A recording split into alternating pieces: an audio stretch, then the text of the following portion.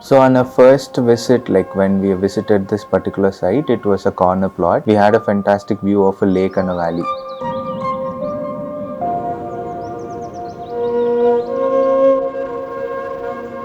So this particular house serves as a embodiment of a valley, and with a layered, ever-changing seasons from edge to edge.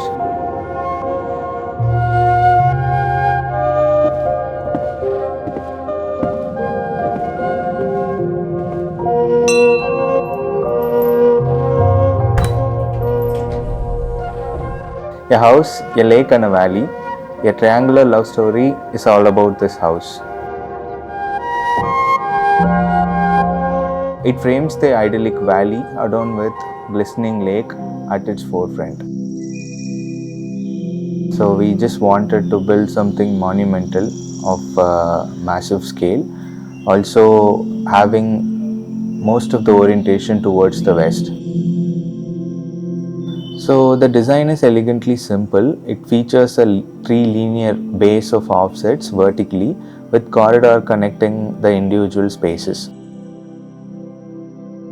So the project is located in Theni. It is a third-tier city in Tamilnadu, where it sort of like sits next close to this Western Ghats.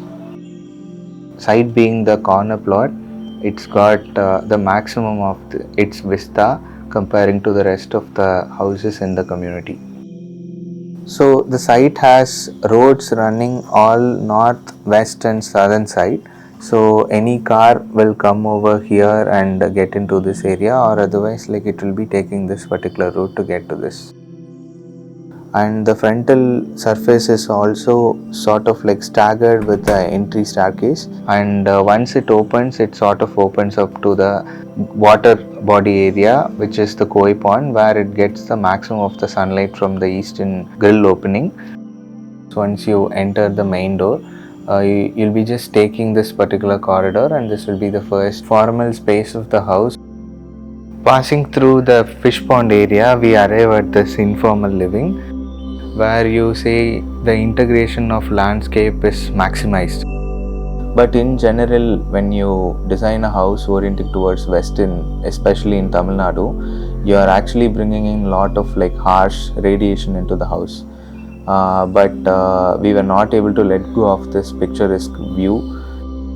And the vertical space where you can see the jali over there, that particular idea is to curtail the maximum of the radiation we get from the west side, and it can be dynamically operated with respect to the sun's movement. Specifically, if you see that space, it has a larger indoor-outdoor connection, and the external being the look towards the lawn. The dining puja and the guest bedroom all sort of connects towards the western landscape.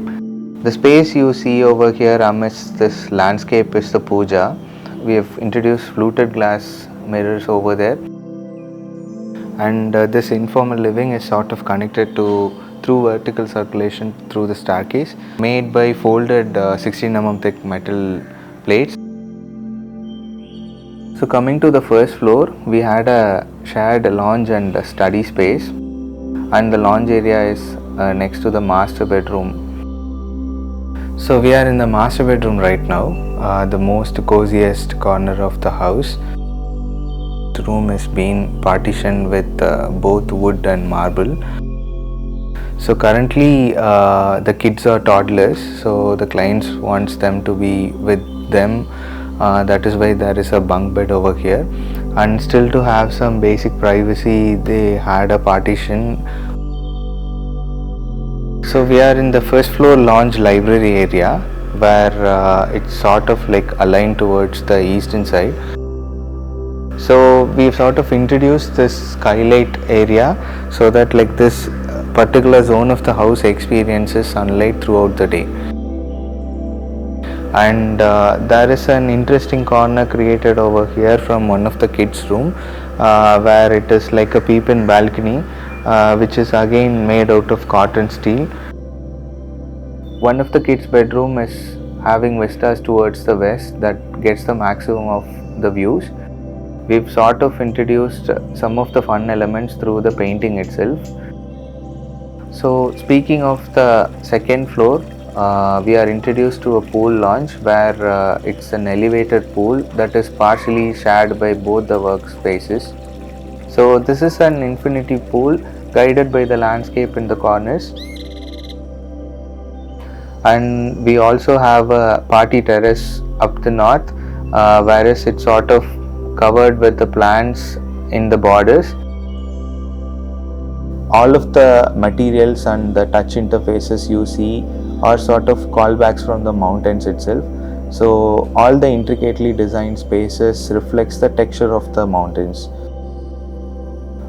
So wherever you see, whatever edge you see, it's perfectly designed as per this Vastu principles. So talking about the facade, like it already features a Corten steel that will be a sort of opaque medium, and also we have cladded the facade with granite. So we sort of added some punch to the facade by giving more accentuated punctures.